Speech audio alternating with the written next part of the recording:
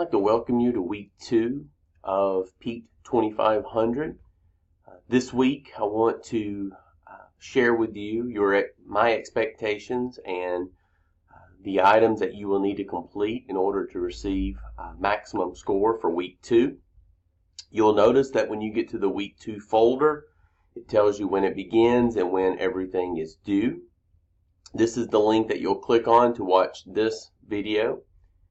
Here, similar to week 1, you'll find the checklist for all the things that you're responsible for. Similar to week 1, I do have 3 presentations that I want you to watch, which will include my narration. Some of the page numbers may not match up with your book, just because some of you may have different editions, but the content should be the same. So you may just have to search around until you find exactly what I'm referring to. Similar to week 1, you will have a chapter review. And so you'll notice in the chapter review, you have questions from each chapter. This is a great way for you to be engaged with the content. So as you're reading the chapter, as you're viewing the presentation, these are questions that I want you to answer just to dive in more to the content related to week 2. You'll notice that in chapter 6, I don't have you answer a question, but I do have you completing the rating the 8 communication skill worksheet. And so if you scroll down, you'll find here where you will complete the attached assignment, and that is a PDF document.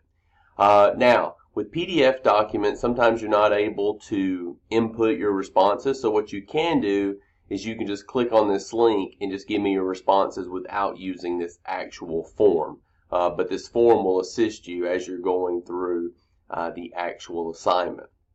Let's go back up to the checklist.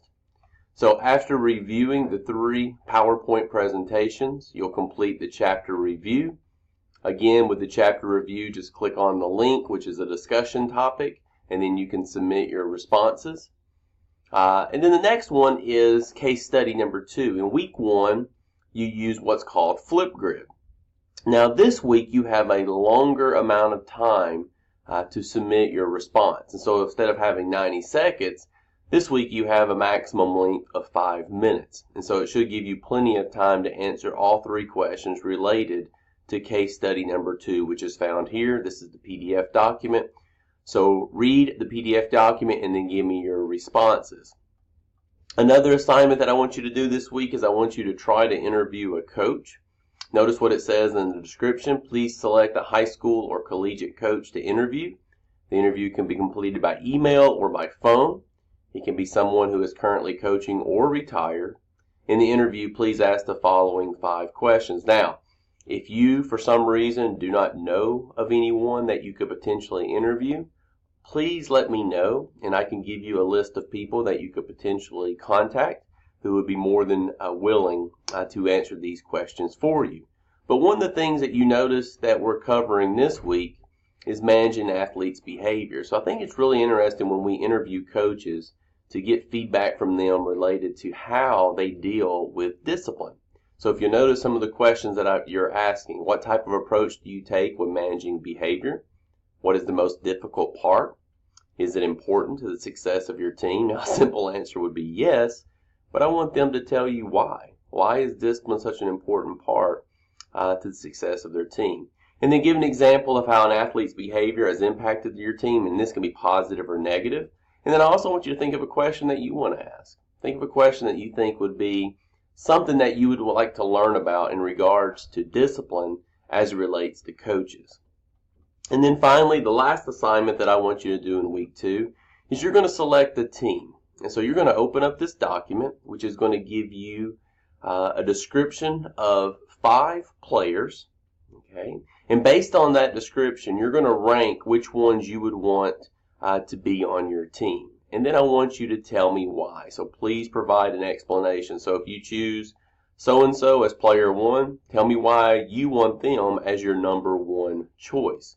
And so the reason we do this assignment is so that we can see what's important to us. Because one of the things we talked about in week 1 was creating your own personal philosophy. But when you manage a team, you have to ultimately make decisions on what type of players you want to be a part of your team. And that's a difficult thing to do year in and year out. So you have to determine what you want in regards to your team. And then finally, you want to do quiz 2, and this will be related to questions, you'll be answering questions related to the content for this week, which is chapters 6, 7, and 8, related to communicating with athletes, motivating your athletes, and managing athletes' behavior. So again, similar to week 1, the content is great.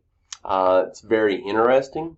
If you're interested in the field of coaching, then each week when we're reviewing the material, it should be material that will be interesting to you, and material that's going to assist you in becoming a better informed coach. I hope everybody has a good week. Again, if you have any questions, please let me know.